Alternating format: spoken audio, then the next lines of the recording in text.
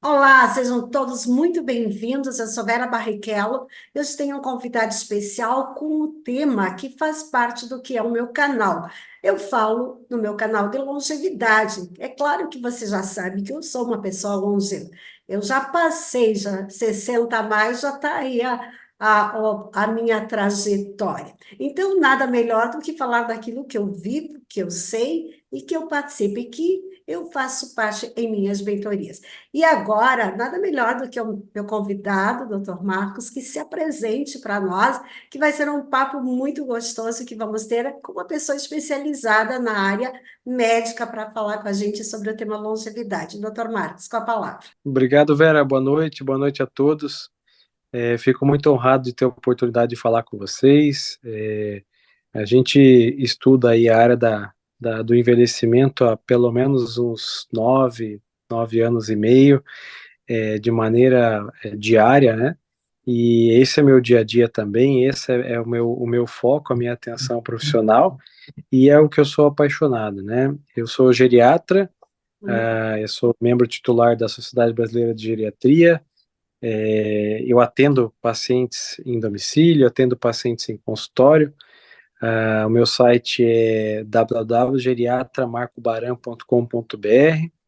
E eu estou à disposição para a gente conversar, para a gente trocar informações, para todo mundo que é entusiasta da área do envelhecimento. A gente tem bastante coisa a se ensinar e a agregar, né? Que bom. Antes de fazer a pergunta, eu quero só trazer uma informação que eu descobri há pouco tempo. Tem uma gaúcha, doutor Marcos, que 31 anos, ela tem um canal de longevidade. Olha que coisa maravilhosa isso. Já pensou? Achou Maravilhoso. uma moça jovem lá, estava se apresentando. Eu digo, ué, fiquei curiosa com aquilo, falando de longevidade. Aí fiz contato, pois ela disse, olha, eu estou plantando as sementes para minha longevidade. Achei, como é nesse ponto de vista para o senhor olhar para isso? Na verdade, o envelhecimento, ele não deveria ser um tabu, ele não deveria ser um resto de vida e ele não deveria ser uma coisa que a gente vai ganhar, vai receber de maneira mágica. É uma falsa sensação, né? A nossa melhor idade, né? O nosso envelhecimento, ele tem que ser construído, né? Tanto para bem quanto para mal. Se a gente fizer uma economia de saúde, a gente vai ter saúde sobrando lá na frente. Se a gente não tiver essa preocupação, a gente vai ter a falta dela, né? E também os outros aspectos, tirando aquelas da saúde física mesmo, da saúde no contexto como um todo, né? Da questão das questões sociais, da questão psicológica, né? Então, inclusive a nossa idade, a diferenciação entre a nossa idade biológica, a nossa idade do corpo e a idade do documento, ela tem muito a ver com essas escolhas que a gente faz desde as idades mais precoces, né? Então, a gente tem que plantar agora aquele idoso que a gente quer ser lá na frente. E que bom que já tem jovens, já tem pessoas muito, muito mais jovens do que a gente esperaria, né? Já preocupadas com as questões do envelhecimento. Provavelmente ela vai ser uma idosa robusta, uma idosa muito bem-sucedida. Com certeza, isso alegra muita gente. E aquela pessoa que esqueceu de fazer essa reserva de saúde, e aí ela chegou e aposentou, e aí, ela ainda tem tempo de fazer alguma coisa? É a mesma coisa que fazer uma previdência, né? Às vezes a gente consegue ressalvar alguma coisa, né? Às vezes dá tempo da gente salvar. Mas Ah, é claro, a nossa saúde ela também ela depende de fatores genéticos, de fatores ambientais. Às vezes a pessoa não teve um cuidado exemplar com a sua saúde, com o seu destino, mas às vezes ela tem algum fator genético ali que a protege, né? Às hum, vezes ela teve uma vida que não foi muito sofrida do ponto de vista de agressão para a saúde, ela ainda tem um pouco de resistência, né? Mas é claro, entre os fatores que a gente pode modificar e os que a gente não pode modificar, por exemplo, os que a gente não pode modificar a questão genética, a gente não pode escolher muito, né? Então, simplesmente veio, né? Agora, aqueles que a gente pode modificar, a gente sempre tem que pensar que a nossa participação vai ser decisiva, porque realmente é uma parte da nossa saúde, do nosso envelhecimento que a gente vai ter tido influência, né? Então, dá tempo de fazer alguma coisa, mas como esses efeitos eles são cumulativos, é claro que que o sucesso vai ser um pouco menos provável, né? Mas dá tempo sim. E tu falaste em previdência, isso eu entendo bem. Eu fui bancária e realmente o jovem podia começar a contribuir com 30, R$ 50 e fazer uma bela de uma poupança. Já quem chegava com mais idade tinha que aumentar a contribuição para ter os benefícios. Isso é Vai ralar mais. perfeitamente, essa metáfora aí, isso aí encaixa direitinho. Quero te fazer então uma primeira pergunta que eu achei muito interessante nas suas postagens. O idoso volta a ser criança, que todo mundo diz que o idoso de repente vira uma criança na vida. Eu acho isso muito interessante a gente conversar, porque nós acabamos, pode ser que é uma informação que foi passada de geração a geração, e daí nós achamos, tá, eu vou envelhecer, agora eu posso tudo, dá para fazer tudo. Como é essa história, no seu ponto de vista? Muito desse comportamento social de associar o idoso à criança, ela vem até do próprio preconceito que a sociedade tem com o envelhecimento, né? A forma com que a pessoa perca a sua autonomia e a sua independência, né? Que a gente eventualmente pudesse comparar com uma criança, né? Mas é muito diferente, né? O idoso, ele não é uma criança e nunca vai ser, né? Porque ele já teve experiências, ele já teve vivências, ele já teve aprendizados, né? São situações diferentes da infância que, apesar de ter muitas vezes a autonomia e independência semelhante, a criança não passou por nada disso, né? E o idoso também, muitas das vezes as pessoas comparam com criança como uma forma de diminuir mesmo, de desprezar, né? E não é bem assim. O idoso, não é porque ele ganhou idade que ele fica menos importante, pelo contrário, né? Ele tem toda uma história, tem toda assim, uma construção para chegar naquilo que ele é, né? Tanto as coisas Sabedoria. boas quanto as coisas também, às vezes, não muito agradáveis, né? E o conhecimento, as experiências que a gente pode coletar na convivência com esse idoso, mesmo aquele conhecimento que a gente pega de modo passivo, né, que nem sempre tem um idoso lá, ele não está palestrando sobre um assunto, mas ele tem uma forma de agir, uma forma de escutar, uma forma de olhar. Tudo isso é aprendizado que a gente tem, né? E são coisas que a gente não vai coletar nunca de uma criança pequena, né? Então, se a gente olhar simplesmente para a questão da independência, da autonomia e taxar o idoso com rótulo, né? É uma maneira muito injusta de lidar com essa pessoa, né? Afinal de contas, todos nós vamos ser idosos e a gente quer ser respeitado, né? Então, o nome disso até existe um termo para isso, etarismo, né? O ageísmo, né? Fazendo uma extrapolação do inglês aqui, que é a forma de discriminar o idoso por conta do fator idade, né? Então, e Hum. isso com o desenvolvimento da nosso cuidado de saúde e tal, isso é cada vez mais inesperado que o idoso perca a sua autonomia de modo precoce e cada vez mais inesperado que o idoso seja um idoso fraco, né? O idoso ele está ganhando cada vez mais expectativa de vida e cada vez mais resistência física e intelectual, né? Então, é cada vez mais injusto a gente tratar o idoso como uma pessoa inválida, né? Eu acho que a sua fala aqui traz uma informação que eu entendo que realmente é não olhar para a história que essa pessoa construiu, né? Uhum. Ou ignorar, melhor assim, que a pessoa Uhum. chegou nessa idade, ela tem muita coisa ali que foi construída, do jeito dela, com a crença dela, mas foi, né? E que Sim, podemos nos espelhar.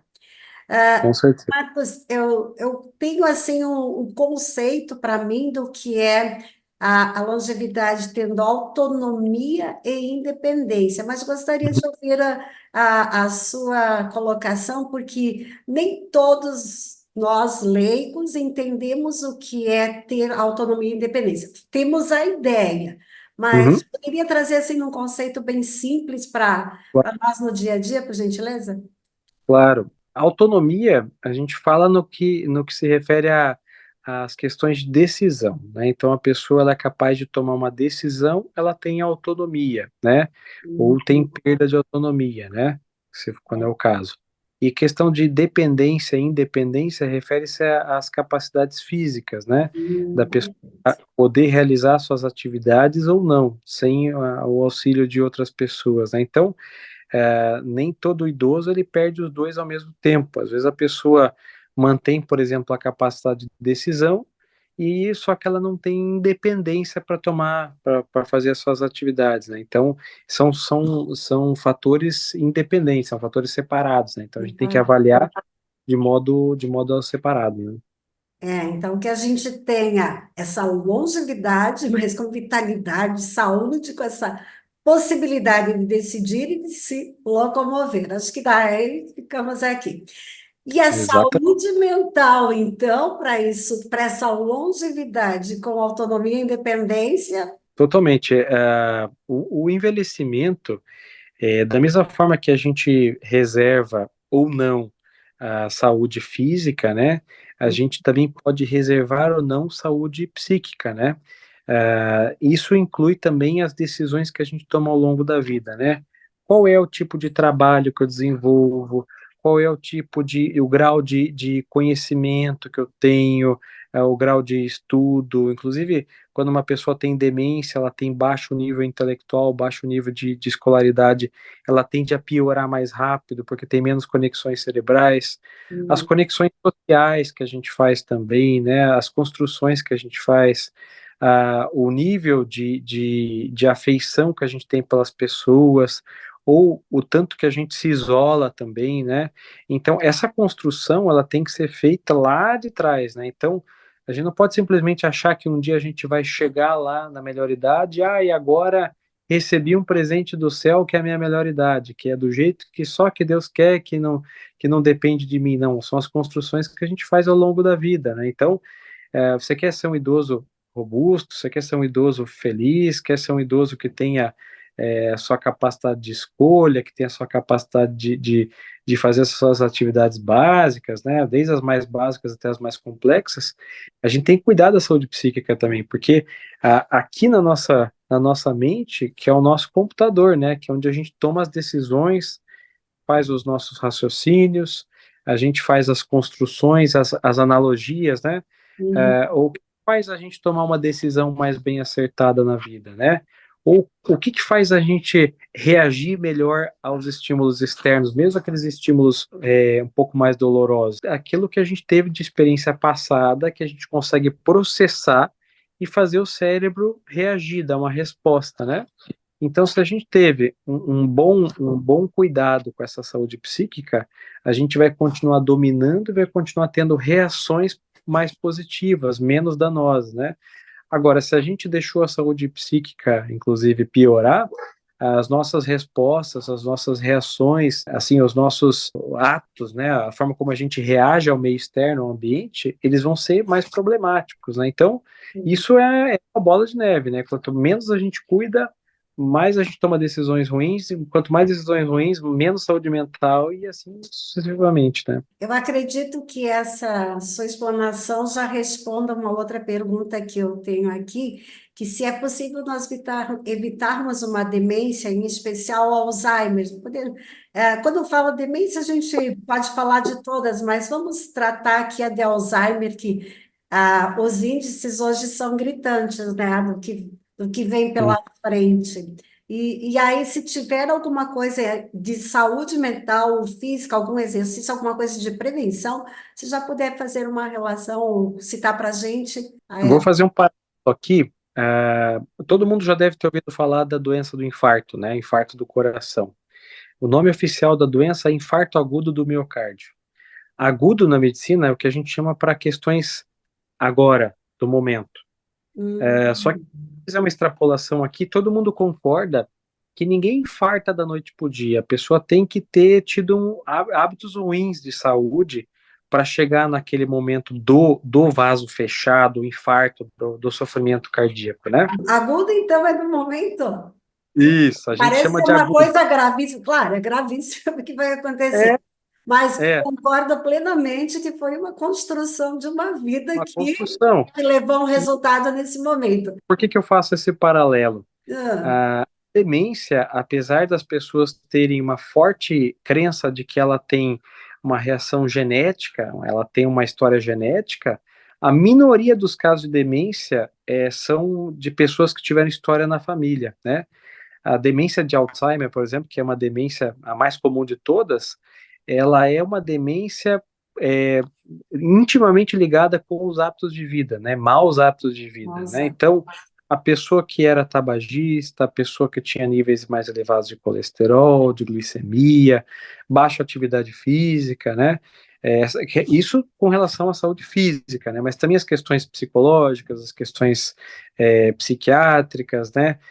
Baixo nível de escolaridade, então é multifatorial. Mas desses fatores todos, o que é menos importante, o que é menos chamativo, é a questão genética. Então, da mesma forma que eu fiz o paralelo lá com o infarto, apesar das pessoas acharem que o infarto é uma coisa que simplesmente caiu um raio nela e ela teve o infarto, da mesma forma que não é bem assim, a demência também não é uma construção genética, não é uma construção do acaso. Isso pode tranquilizar muitas pessoas, mas também pode assustar, né? Para aquelas pessoas que não se cuidam, que não pensam na sua saúde, que simplesmente acham que são obra do acaso, então a pessoa fala assim: Meu Deus do céu, então quer dizer que eu tenho influência no que vai acontecer comigo? Tem.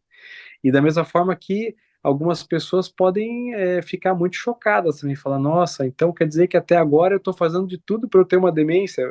Pode ser que seja o caso Também, mesmo, né? também. Então, então tá em tempo ainda de tentar fazer alguma coisa pela tua saúde, né? Não é nada que vai acontecer magicamente, não é nada que vai acontecer independente das suas escolhas, pelo contrário, né? Nós podemos dizer nessa forma que a doença do Alzheimer, eu já li sobre ela, que ela dá indícios para nós em torno de uns 10 anos antes dela se manifestar fisicamente. Podemos dizer que isso é uma verdade? Assim, não existe um número exato sobre isso, né? Mas já começa a dar indícios no que a gente chama de transtorno cognitivo leve, né? Nem todo transtorno cognitivo ele vira demência. Às vezes a pessoa vai ter um transtorno cognitivo e que ele vai ficar só naquela fase leve, naquela fase mais assim incipiente, menos intensa, e não Hum. vai evoluir para demência. Mas isso costuma acontecer de 5, 7, 10 anos antes do que seria a demência, né? Claro que depende muito do tipo da demência também, porque algumas demências elas acontecem de modo muito mais súbito e mais agressivo, né? Por fatores até que a gente desconhece. Mas é mais ou menos nessa base de idade aí. E o que a gente fala assim? O quanto que a gente pode chamar de demência? Quando a pessoa está perdendo função, né? Então, muitas vezes não é fácil da gente delimitar também quando que foi essa perda de função, né? Hum. Ah, quando que era só um transtorno cognitivo leve e quando que virou demência? Nem sempre a gente consegue fechar uma conclusão bem exata sobre isso, né? Mas o indício principal é quando teve alguma perda de função. Por exemplo, a pessoa que é dona de casa sempre cozinhou, sempre Hum. lavou, passou, sempre cuidou dos afazeres da casa. De repente, perdeu a habilidade de fazer uma função que ela fazia muito bem, que ela desempenhava muito bem, né? Então, ali pode ser o indício, né? Mas, como o nosso cérebro, ele é matéria viva, né? Não é uma máquina, então a gente não consegue delimitar assim igual um computador, né? Mas tem essa noção de tempo mesmo. Mas dá um caminho. Uhum. Que nós podemos ver, então, como o infarto, nós fomos construindo uma vida. E esta, eu penso que um ponto muito importante é assumir a responsabilidade pela vida que eu construí. E Com como eu trabalho muito com emoções, eu costumo dizer, construiu algo até aqui que não te serve mais, que você já não olha para aquilo e não gosta mais, começa a recuperar o caminho, reverte o caminho, né? Faz sim, agora o que é possível, né? com certeza, com certeza. Então, é Sem possível. dúvida. A gente, assim, o ser humano, na verdade, até por uma questão de comodidade, de conforto, Uhum. a gente não gosta de ter o controle na gente sobre o que acontece com a gente, né? Naquele Uhum. locus de controle interno que a gente fala, né? eu domino a minha vida, eu controlo a minha vida, eu tenho que tomar decisões, eu tenho que tomar atitudes pela minha vida. A gente gosta de terceirizar, né? Eu deixo no externo, eu deixo no outro, né? E aí o Dá que o dedinho, acontece? né? Foi você, foi o marido, foi os filhos, foi Fica os... fácil, Hum, fica fácil, né? Porque mais fácil. a gente vira vítima, né? Quando é o terceiro que está agindo, a gente virou a vítima, né? Então, o ideal é que a gente comece a olhar para a gente como protagonista, não só para os momentos bons, mas também para os ruins, né? Ah, quando é coisa boa, a culpa é minha. Quando é coisa ruim, a culpa é dos outros, né? Então, a gente tem que ter essa autocrítica também, né? Exato. Eu estou fazendo um estudo agora que ele diz assim, o corpo e a mente, nossa mente inconsciente, ela vai dando sinais, ela vai contando para a gente o que que precisa trabalhar, né? Aí a Uhum, gente não ouve, ela usa o espelho, né? O outro vai fazer alguma coisa que eu vou me sentir ofendida, magoada, quer dizer, foi o espelho, eu não olho para cá e aponto o dedo do que a gente está falando. E quando eu sim. nem escuto o espelho, aí vem a doença do corpo físico. Achei muito interessante e faz todo Uhum. sentido, não acho que, Faz, né? faz. O corpo dá sinal, avisa, avisa, meu Deus, tu tá muito, não, tá me ouvindo, tá surdo para o meu sinal. Deixa eu te mostrar de outro jeito. Ah, também não. Uhum.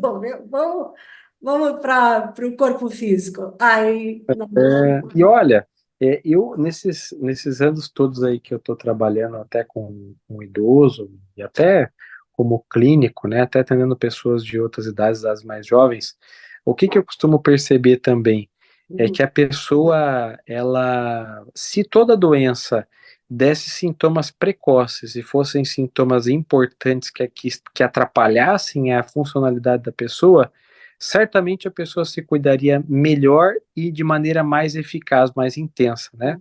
Por exemplo, vamos dar um exemplo aqui que todo mundo conhece.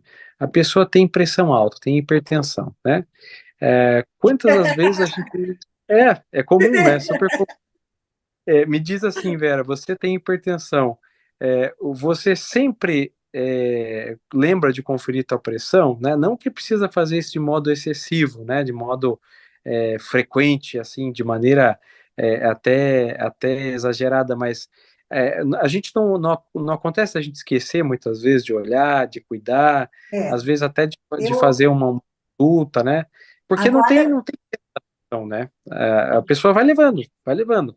Até o momento que ela vai ter Deus o livre, um evento cardiovascular, vai ter um derrame, vai ter um infarto, vai ter um sintoma daquela pressão muito alta, e daí ela fala, poxa, preciso cuidar, preciso dar uma olhada, preciso, né?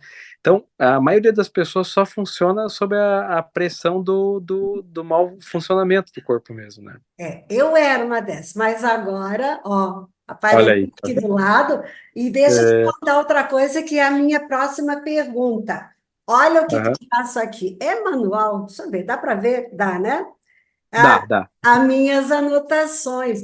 E tudo que Aham. eu faço diferente, eu anoto. E aí eu quero te perguntar, para você, como profissional da saúde, eu chegando com as minhas anotações assim, é mais fácil para te me ajudar a reconhecer e diagnosticar o que se passa comigo? Como é levar anotações da minha vida? Tipo assim, puxa, hoje eu corri, subi a escada correndo, eu percebo que dá um acelera meu coração, bate, bate, bate, bate, né? Opa! Aham. Então, aí eu vou medir a pressão, ela dá um número. Agora, quando Uhum. eu sereno, já paro, já respiro, assim que eu medir, eu já percebo, opa, então ele teve um aceleramento por essa condição. E Sim. aí eu até anoto para trocar ideia com a profissional que me atende, a cardiologista, e tem a doutora Uhum. Joana também que me acompanha. Então, assim, eu gostaria do seu parecer da importância que é para vocês, profissionais, receber o seu paciente que sabe relatar um pouquinho, não assim só se queixar da dor. Ai, estou com dor no braço, estou com dor de cabeça, no estômago. Não, eu estou com dor porque eu fiz isso ou aquilo, né? Como é Uhum. isso? A gente vai contar uma história para uma pessoa, qualquer história que seja. Hum, O que que funciona melhor? A gente levar uma única fotografia ou levar várias fotografias, levar um vídeo, levar outros vídeos, levar relatos de outras pessoas, né? O que torna a história mais completa? É o Hum, maior número de dados, né? Quanto mais bem, dados a gente leva, eu falo assim, se todo paciente fizesse o exercício de passar um dia com o médico, sentar do lado dele, ia passar por todas as consultas que aquele médico passa, né? E tentar elaborar um pensamento sobre as pessoas, a pessoa pensaria diferente sobre o nosso papel, né? Não que eu acho que as pessoas devam agir por, não, eu tenho pena do médico, não é isso, mas é que como é que eu posso te entender melhor, sendo que eu tenho o mínimo de informações sobre não, você, né? Então, é quanto exatamente. mais informações, melhor. Né? Quanto mais informações, mais completo, mais confiável, né? Veja, às vezes a gente vai à consulta, vamos dizer quinzenalmente, que não é o que acontece, mas só Uhum. trazendo um quadro menor. 15 dias eu passei com variações aqui e para mim levar lá para ti, mesmo que tu faças uma consulta de 2 horas, não é possível conseguir juntar todas as informações, né? Então, É, com então certeza. é importante o caderninho de anotação aí de tudo que acontece. Com certeza, até porque nem todas as anotações vão ser importantes em todos os momentos, mas quando ela é importante, ela é imprescindível, né? Então, não é toda a consulta que eu vou precisar ver todas as suas medições de pressão, mas em dado momento de dada consulta, eu vou precisar saber com bastante detalhe, né? Aí, se tem a anotação, eu tenho a informação. Se não tem, eu vou precisar confiar no que eu acho, né? Então, e aí, qual que é a chance da gente errar? É muito maior quando a gente tem que achar as coisas, né? Exato. Então, quanto mais organizada a pessoa for, quanto mais organização nessas informações também, né? Não Sim. anotar de qualquer jeito, anotar numa planilha, num caderninho, de uma modo que fica legível, no modo que seja mais certeiro, que tenha uma correlação com o momento do dia, com a atividade que estava fazendo, né? Porque daí a gente sabe se aquela informação ela é importante ou não, né? Por exemplo, a pressão estava um pouco mais alta, Ó, mas estava no momento agitado, por exemplo, né? Então, dia e hora, ótimo, tudo aqui anotadinho. excelente, excelente, muito bom. Quando eu faço atendimentos, que uma pessoa faz uma sequência de atendimentos dentro da minha habilidade, o que eu peço sempre é o caderno. Pode É, titular de caderno diário, caderno da gratidão. Eu gosto de chamar de diário da gratidão, porque ali você vai fazendo que é a mesma coisa que uma empresa, não acha? A empresa claro, que não conhece seus dados, como é que vai gerenciar? Não tem como é, gerenciar finanças pessoais ou empresa. E aí é emoção, é o mental, é o físico. Qualquer um passa tudo pelo mesmo conceito, né? até porque como que a gente vai lembrar de tudo isso, né? A menos que a pessoa tenha uma cabeça muito bem desenvolvida, um certo nível de superdotação, é difícil a pessoa lembrar de tudo isso, ainda mais no momento que for solicitado assim aleatoriamente, né? Como que estava a tua pressão na última semana do mês passado, né? Quem é que vai lembrar disso, né? Ai, Então, não. se não tiver uma forma de organizar essas informações, da mesma forma que a gente organiza uma pasta com os nossos exames, né? Os exames complementares, por que não organizar as informações, né? Então, às vezes a pessoa acha que anotações em que não tenha tecnologia elas não sirvam, né? Não, só o exame ultra específico, caro, do laboratório X, ele é importante para levar para o médico, mas o dia a dia, que é aquilo, o trivial, a pessoa acha que não é importante, né? É complexo isso, a gente tem que saber tudo sobre a pessoa, de modo que a gente tenha o mais o conhecimento mais detalhado para tomar a melhor decisão, né? Então, Não. o atendimento de qualidade, ele precisa dos melhores subsídios, né? Com certeza. E como o nosso cérebro é seletivo, tem capacidade limitada. A mente inconsciente não, mas a memória de curto prazo tem. Então, não dá para ficar confiando, porque se não Não, tem repetição e grau de emoção, não armazena. Então, tem que não. cuidar. E nessa fala toda, como é que fica a depressão, então, com tudo isso que nós já falamos, a importância de cuidar da saúde mental, física e de vários itens que já citamos aqui. Olha, a depressão é uma doença bem complexa, né? porque além dela afetar a gente biologicamente, né, isso já é comprovado que inclusive a depressão crônica mata até neurônio, né, mata as conexões, a depressão faz com que a gente tenha uma alteração comportamental, né? Então, vai ter menos interação social, vai ter menos interesse por atividades, vai ter menos atividades, inclusive intelectuais, vai fazer com que a pessoa fique desmotivada, menos atenta, vai fazer com que a pessoa fique, às vezes, até mais agressiva, e todos esses efeitos deletérios, eles vão comprometendo de maneira mais contínua e mais inflexível, né, o nosso cérebro, assim, para o futuro, né? Então, e além de tudo, é uma doença que tem muito estigma, ninguém quer falar sobre ela, todo mundo acha que é bobagem, né? Todo mundo, eu digo, né, uma grande maioria, graças a Deus tem gente que se preocupa, né? Mas, de modo geral, as pessoas também, além disso, acham que é um problema que tem menos valia, que tem menos importância, e vão negligenciando esse problema, sendo que ele, às vezes, é a raiz de outros problemas, inclusive biológicos, né? Então, olha, se a gente negligenciar isso, se a gente não cuidar disso, a gente, se não for ter problema a curto prazo, lá na frente a gente vai colher algum fruto disso, né? E aí a gente fala assim, poxa, qual é o melhor momento para cuidar de um problema de humor, por exemplo, transtorno depressivo? É o momento que ele começa, né? Só que a gente tem que ter, inclusive, uma autocrítica para perceber isso, porque quando a gente vai buscar ajuda ou quando alguém oferece espontaneamente ajuda, é quando a gente já está afundado na lama da depressão, né? Não é no começo. Então, se a gente puder intervir no começo, o tratamento é mais simples, as medidas comportamentais elas já funcionam de maneira mais eficaz. Às vezes a pessoa não precisa nem tomar remédio, né? Ou se toma remédio uma dose mais baixa. É menos difícil da pessoa ficar com uma sequela, não sequela só do ponto de vista físico, né? Uma sequela psicológica, né? Uma vivência ruim, né? Então, quanto antes a gente começa o tratamento de qualquer doença, inclusive a depressão, mais sucesso e menos problema permanente, né? E o que dizer da pessoa, quando tu falaste aí, me veio assim na mente que a pessoa diz assim, eu não estou bem, mas eu dou conta do recado, não busca ajuda, né? A gente acha que sempre vai dar conta e fica ali por trás aquela sensação de que vou mostrar fraqueza, o que vão pensar de mim, quando na verdade a gente teria que ter a humildade de dizer, olha, até aqui eu consegui, aqui antes de chegar nesse fundo do poço, né? Ou nesse buraco mais fundo aí que vai precisar até de uma medicação mais forte e de repente por mais tempo. Se até médico, se até a gente que teoricamente estuda a medicina, estuda as doenças, estuda a fisiologia humana, a gente comete esse erro de tentar se medicar muitas vezes, de tentar se amparar sozinho, e aí depois a gente vê que isso não dá certo.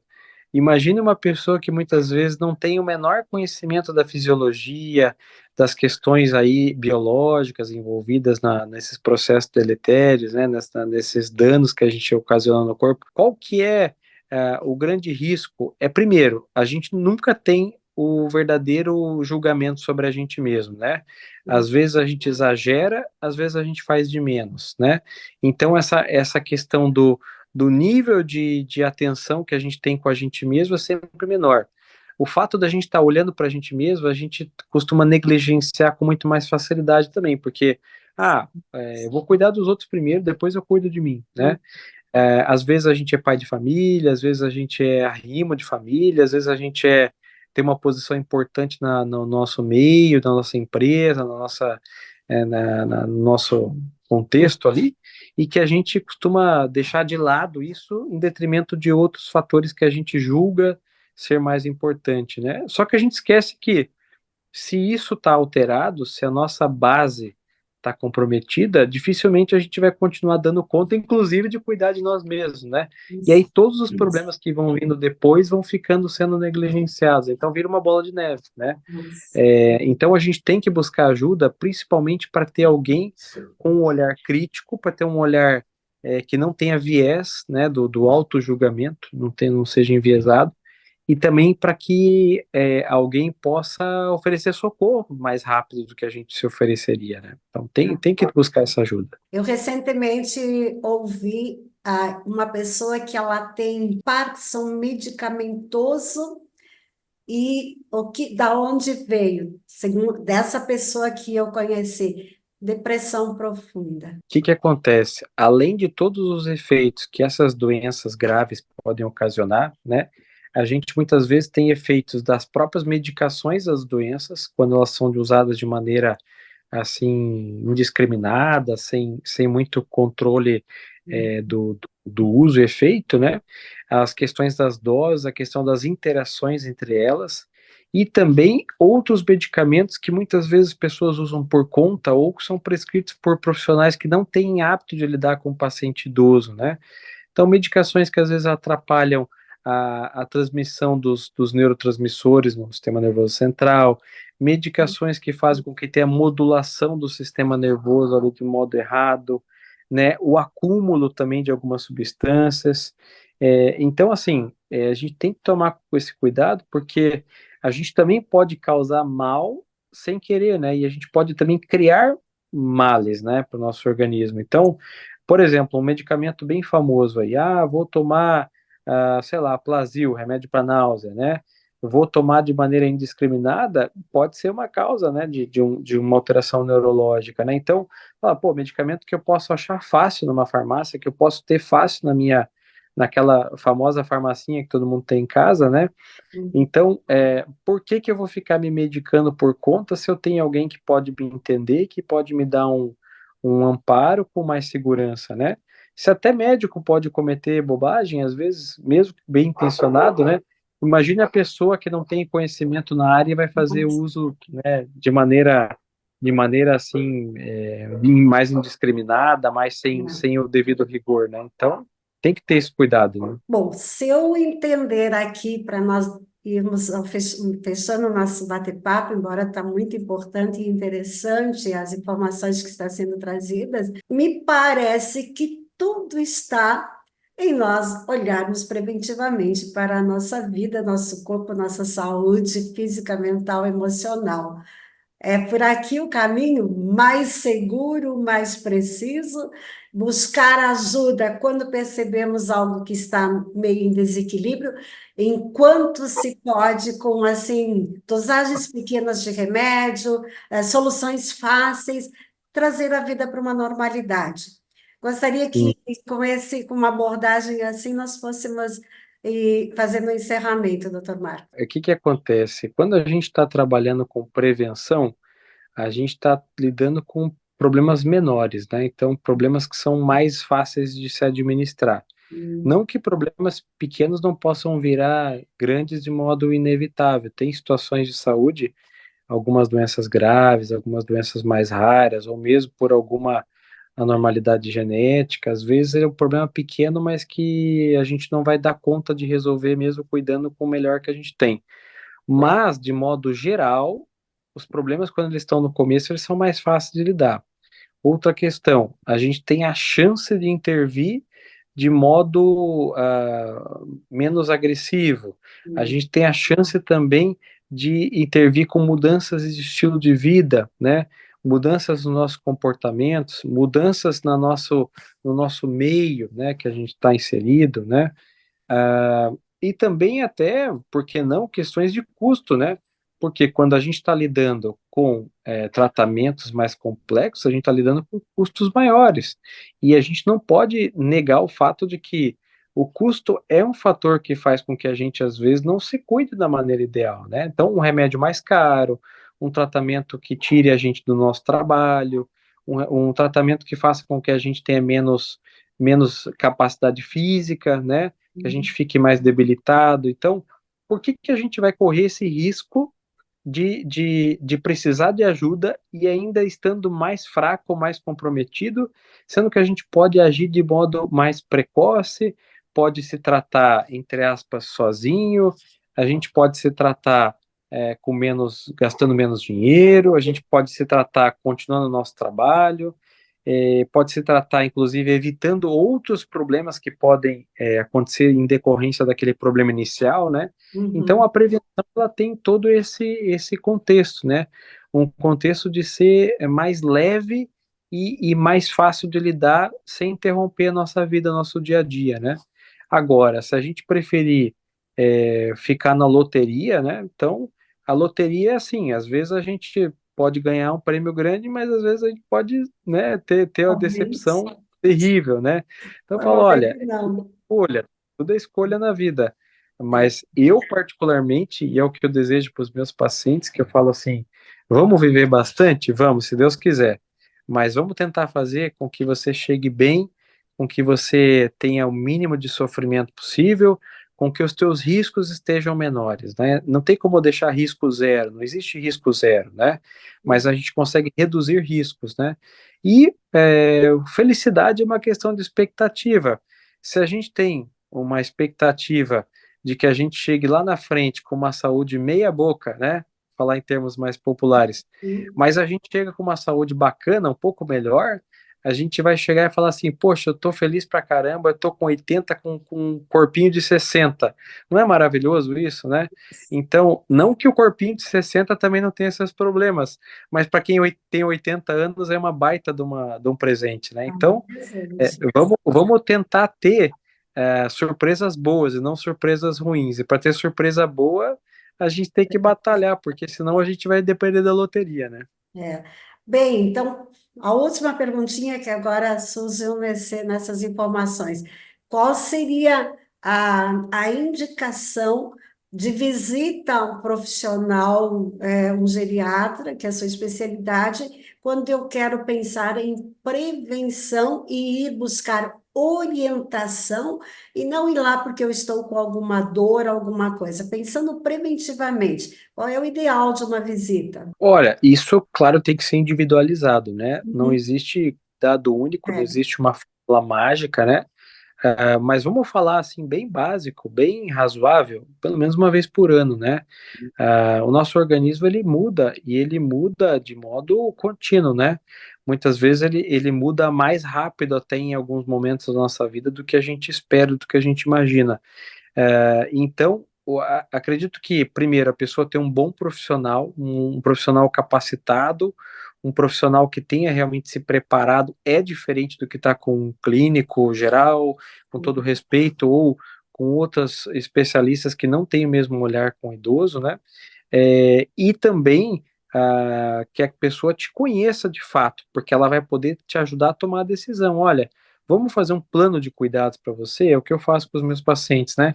Então, o teu plano de cuidado, eu sugiro isso, isso, isso. Isso inclui também as visitas, né? Enfim, olha, vamos estabelecer aí pelo menos a cada um ano, ou a cada 6 meses, ou a cada 3 meses, 4 meses, depende da situação de saúde, depende do histórico familiar, Sim. depende do momento de vida que a pessoa esteja, né? Por exemplo, uma pessoa com idade muito avançada, pessoa acima de 80 anos, muito dificilmente a gente vai querer ver ela uma vez só no ano, porque a pessoa já está com a saúde um pouco mais debilitada, já tem uma incidência maior de problemas, inclusive cardiovasculares, de problemas cognitivos, de outras situações. É diferente, por exemplo, do idoso jovem, né? O idoso ali com 60 anos, 65 anos, que às vezes não tem doença nenhuma, ou tem no máximo uma hipertensão ali. Então, essa abordagem tem que ser diferenciada, mas é uma decisão compartilhada e baseada em dados objetivos, né? Então, mas para a gente falar assim, olha, tá acompanhando com o geriatra, o que a gente espera para fazer um atendimento bem caprichado, pelo menos uma vezinha por ano, né? Para a gente poder fazer aqueles exames, não só exame complementar, mas um bom exame físico, uma escuta bem preparada, uma escuta bem atenciosa, né? Uhum. A gente sentir, a gente olhar, porque o médico ele tem que ser um amigo de verdade, e a gente não tem como manter a amizade que a gente veja a cada 10 anos, né? Então, a gente tem que ter um relacionamento frequente, inclusive para quando a gente tem uma intercorrência, né? Ah, olha, eu fiz a minha visita no médico esse ano, mas eu tô com uma tosse aqui, eu tô com uma dor estranha, eu tô com alguma situação. Se a gente não cultivou, não teve esse contato, não passou o conhecimento para o médico do que seria o nosso normal, como é que ele vai saber avaliar a gente no momento que a gente está mal, né? Então, tem Yes. que ter um relacionamento mínimo aí para a gente poder fazer uma coisa com qualidade. Senão vira consulta de pronto-socorro, né?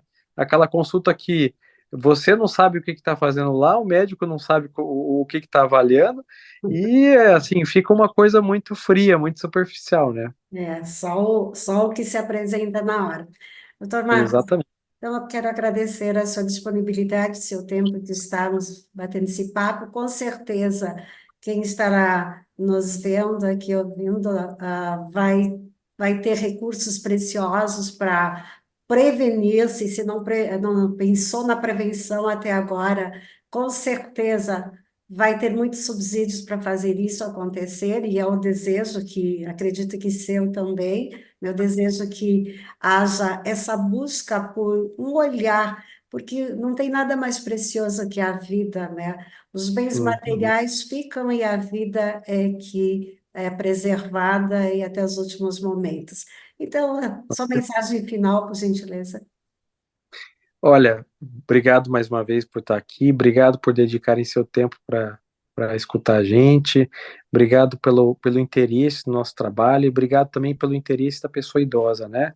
São um grupo de pessoas que até então estava muito negligenciado, muito esquecido, só que o envelhecimento ele já é uma realidade e vai aumentar muito, né? A nossa população está envelhecendo, quem ainda não se interessou pela população idosa vai ter que se interessar, porque isso é uma realidade, né? É uma realidade que já chegou. E só que vamos fazer isso com muita seriedade, com muita cautela, com muito cuidado, né, com muito respeito, porque a população idosa ela não é uma população qualquer, é uma população que precisa de um olhar mais atento, né?